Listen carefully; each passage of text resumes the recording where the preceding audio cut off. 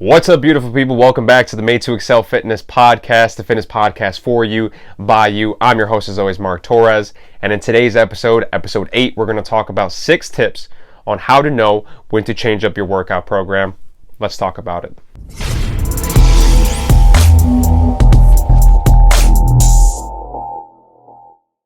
What it do, what it be? Welcome to the show. I don't know why I just said what it do, what it be. I've lost control. But today is Monday, April 27th. Today's episode is an exciting episode because today's episode is a rare episode where it is something that you can put into use right now. And if you've listened to previous episodes of the podcast or you've followed me in any capacity, YouTube, Instagram, whatever, you know that a lot of my fitness content is very conceptual, right? There's an overlying theme. And depending on your circumstance, these themes affect you differently, right? So I don't talk about specifics much because there's too many variables. Like last week's episode was about fitness and happiness. For some people, happiness might be going balls to the wall in your workouts 5, 6, 7 days a week, and just really grinding hard when it comes to fitness. That might bring that person maximal joy. But for other people, they might not be so enthused about fitness in that they've got to make some sacrifices in order to make progress in their fitness journey, but they've got to limit the amount of sacrifices that they make in order to keep their overall happiness intact, right? So there's a lot of different variables that go into that. So I can't go into specifics. You've got to understand the overlying concept and how it applies to you. Same thing with episode 5. Losing weight and building muscle at the same time. If you're a person who is getting ready for a competition and you've got a very hard time frame that you've got to meet, you're going to approach that much differently than somebody who has all the time in the world. So very different circumstances, and I have to talk about an overall concept, and you have to find out how that applies to you. But in today's episode, we're going to go into specifics, and this is something that you can apply not right here, right now, because you're listening to a podcast, but you can apply right now into your own fitness programs. And in today's episode, we're going to talk about, there are 6 tips that I have for you guys to know when to change your workout programs and how to change your workout programs. And in today's podcast episode, we'll go through the first 4, and then tips 5 and 6 can be found on the accompanying article on mtfit.com on Wednesday. So let's hop right into it. So first and foremost, this podcast is really going to be tailored to, if you're a person who is working with a personal trainer, I can only assume that whoever your trainer is has these built-in changes already into your programming, and you probably don't have to worry about it too much, or they're at least around you enough to know and to recognize when a change is needed for you, right? But for people who are following a program that doesn't have any built-in changes, or you're kind of just guessing and kind of going in there blind and just doing random things in the gym, then this podcast is for you. And so tip number 1, let's just go right into it. Tip number 1 to knowing when it's time to make a change is when you start to plateau. And if you have been working out in any sort of capacity, you can probably remember the first few weeks after you started working out, and you can remember that you were probably making tons of progress in the beginning, right? You were getting stronger every day. You were losing a bunch of weight really quickly. You were building muscle very quickly, and eventually, once those beginner gains go away, you plateau, right? You stop making as much progress or progress at all, depending on how you go about it, right? So you hit a plateau, you stop making progress, and you're not hitting a plateau because you stopped working out altogether. You're still working out, but the gains have slowed down. The progress has slowed down, and that's just your body's way of saying that you've adapted to your way of training, right? So plateau is red flag number 1 in your mind when it's time to change up a workout, right? If you've been training for a long time and you've made tons of progress and that progress has slowed down, it's time for a change, and it's time for a difference. It's time for a shot of new juice into your workout program. Not new juices and steroids, though. I don't know why I said that, but it's time for something new in your workout program. So tip number 1 is, if you're experiencing a plateau, that is a big sign for you to think about changing up your program. So tip number 1, plateau. Tip number 2, tip number 2 is keeping a journal. And the reason I say keeping a journal is, if you're a person who kind of goes in randomly, or you're very set in your ways, you can very easily get to the point where you're doing the same thing in the gym over and over and over and over again. And I think I've said this story on the podcast. If not, I maybe said it somewhere else, or I had a dream where I said it. I don't know. Maybe it was in my imagination. But when I was at the gym, I had somebody come up to me. And, 95% of the people that come up to me in the gym are people who are new to the gym. They don't know how the machines work. They don't know the different equipment. They're very, very much so beginners. And they just don't have any clue on how to use anything. But this particular person said, I've been to the gym for a long time. I feel very comfortable with all the equipment, but I've stopped making progress. They hit a plateau. Tip number 1, they hit a plateau. And it's my job to figure out why they hit that plateau. And I asked that person, so what are you doing specifically in the gym? And they said, well, for leg day, I do squats, I do forward lunges, reverse lunges, glute bridges, walking lunges, leg machine, leg curl, leg extension, whole 9 yards, right? And I said, okay, well, what do you do specifically? And they said, well, I go and squat 95 pounds for 3 sets of 12. I said, okay, how long have you done that for? They said, a couple months. And right then and there, the flag raised in my mind, and it was apparent to me that person was just doing the same thing over and over and over again, and they didn't have any progressive overload built into their training. So that person obviously hit a plateau because they weren't changing their workout program, and an easy way to combat that is to write a journal, right? It doesn't have to be a pen and paper. You can use your phone. There's multiple apps out there that allow you to track your workouts. Track what exercise you did with what weight for how many reps and how many sets. And by doing that, you can see that there is variance in your workout programs, and you're not doing the same thing over and over again. So if you find yourself doing the same thing over and over again, and you're keeping a journal, you're going to quickly realize that you're writing the same thing time and time and time and time again. And it's going to be very apparent to you in that moment that your training program has become stagnant.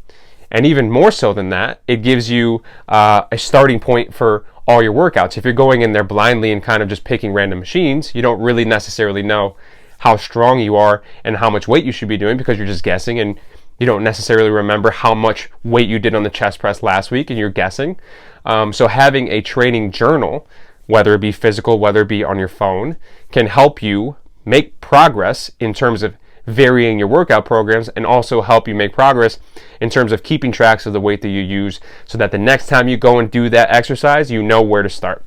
So keeping a journal, super important, and it's going to be a good look into when it's time to make a change in your workout program. So tip number 2, keep a journal. Nice and simple, doesn't have to be anything crazy. And tip number 3, so tip number 1 and tip number 2 are good.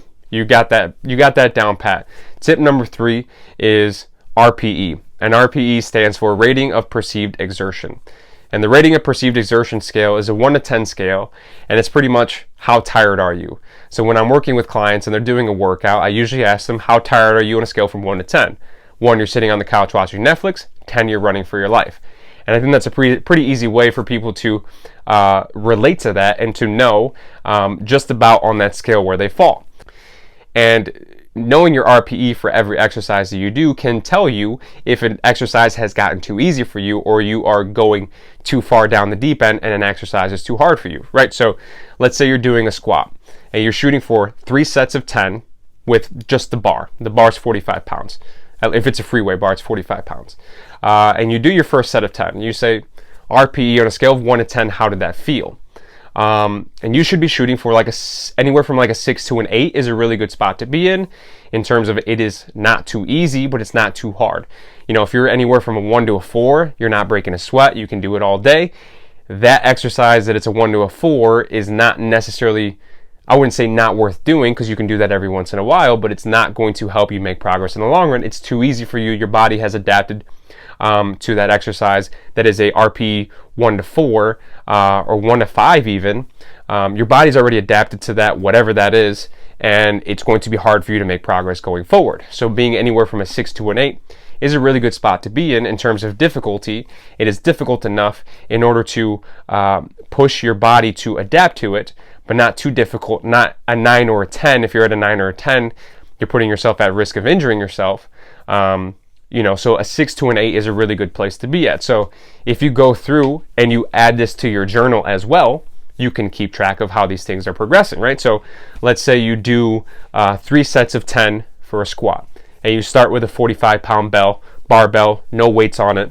And week 1, you go in there and you say, all right, set number 2 was an RPE of 6. Set number 1 was an RPE of 6. Set number 2 was an RPE of 7. Set number 3 was an RPE of 8, right? As you progress further, obviously your body's fatiguing and the RPE gets a little harder and harder every single time. Now, next week you go into it and you got your training journal. You said, all right, I did this weight. It was an RPE of 6, 7, and 8 for the 3 sets. Now you can go in and do the same thing.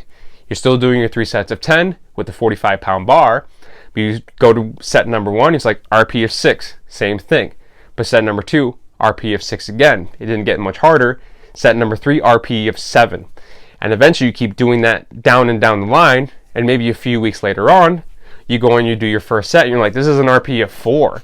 And you finally have progressed through that, and now you know that that exercise is now too simple for you, and it's going to be harder for you to make gains and make progress using that weight or that reps and set method. So knowing when an exercise gets too easy for you is going to be super important in order to help you determine when it's time to progress, right? So if you're in a RPE of 6 to 8, that's a good place to be at. If you're lower than that, it's time to make that exercise a little more difficult in order for you to continue to make progress. It's time to change. And if you're an RPE 9 or 10, you maybe overshot it a little bit. You can kind of draw back a little bit on that. So RPE, super important. Write it down in your journal. It's going to help you determine when it's time to change up a workout. So now that those 3 are out of the way, plateau, red flag number 1 to make a change. Keep a journal, allows you to see the variance in your workouts, and RPE allows you to see how hard your workouts are. Now that you've got all those 3 things in mind and you're using them and you're practicing those, now you can determine when it's time to make a change. Once you determine once it's time to make that change, you've got a few options on what to change. You can add resistance, you can add a weight to a workout that'll make it more difficult. You can add sets, you can add reps, or you can decrease rest time between sets, right? And all those will make a workout program harder. And depending on which one you want to choose to change at one time, you can pick that depending on your circumstances, right? If you're at a gym, you've got unlimited weights for the most part, and you've got easy weight stacks on machines, it's easy for you to add resistance. But a lot of you guys are at home right now, right? And I'm sure there's parts of the country that are opening up and the gyms are opening up, but especially if you're in New York State, we've got at least a few more weeks to go until things start to open up again. So maybe you have run out of weights that you can use at your house, so maybe you have to manipulate the reps and the sets instead of adding more weight because you don't have more weight to add, right?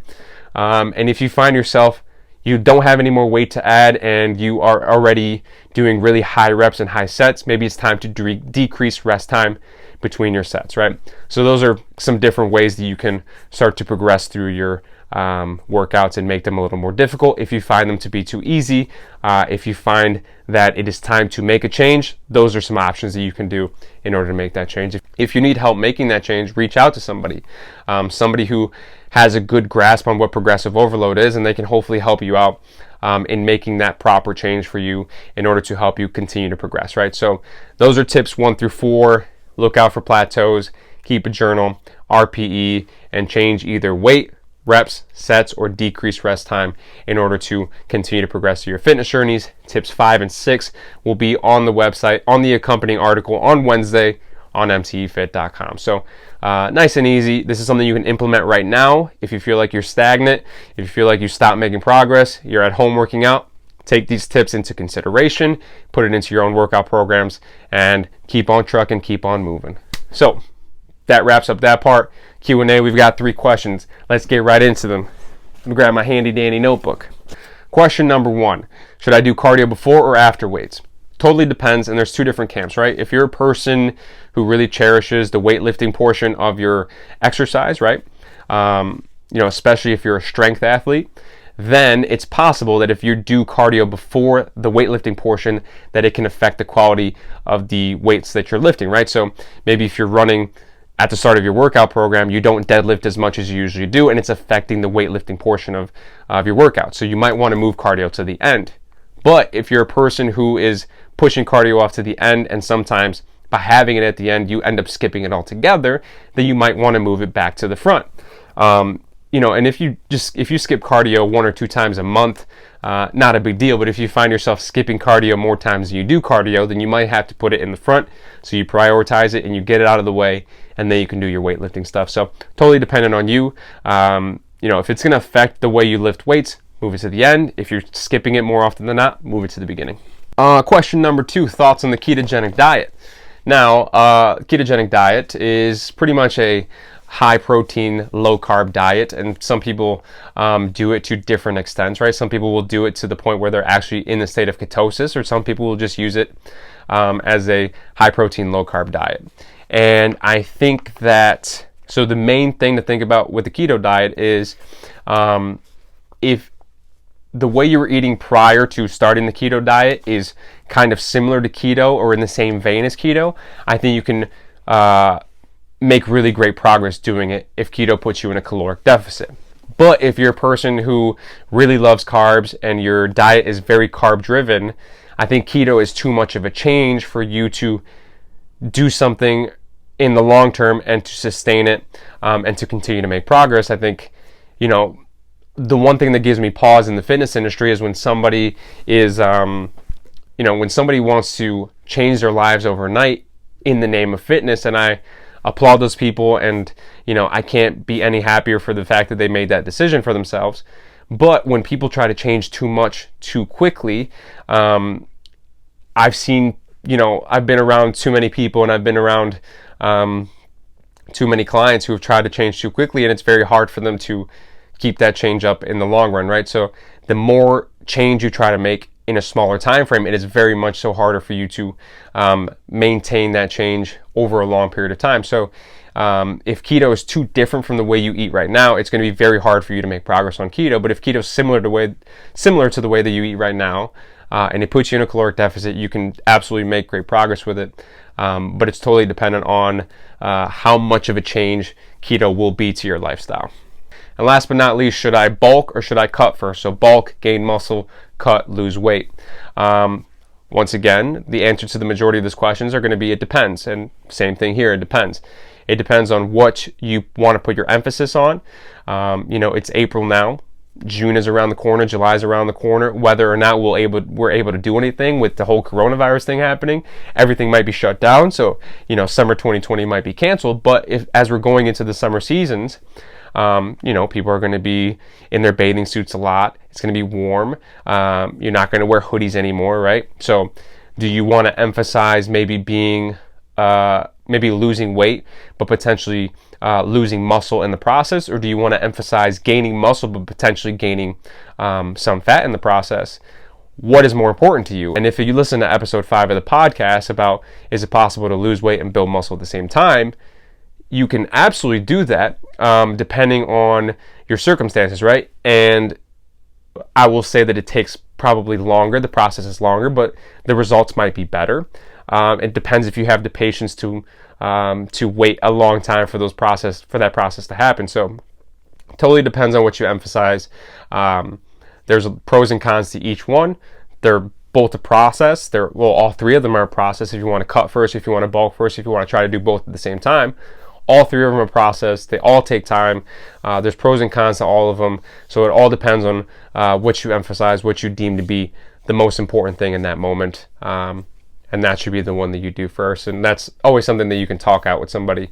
You can talk out with me, right? I'm an open book. You can slide in my DMs on Instagram. I'd be happy to talk to you guys. Send me an email, made2excelfitness@gmail.com. But that wraps up today's show. Don't get too stuck in your ways when it comes to working out. Make a change every once in a while. That was tips 1 through 4 in this podcast. Tips 5 and 6 will be on the website, mtfit.com, with the accompanying article. Hopefully you guys enjoyed the show. If you enjoyed the show, hit the subscribe button, leave a review, leave a comment, share the episode. I appreciate you all. Q&A questions, keep them coming. Slide in my DMs on Instagram @mtefit. Send me an email, made2excelfitness@gmail.com. That is it for me this week, folks. Hopefully you guys are out there killing it, staying healthy and safe. I'll see you guys in the next one. Peace.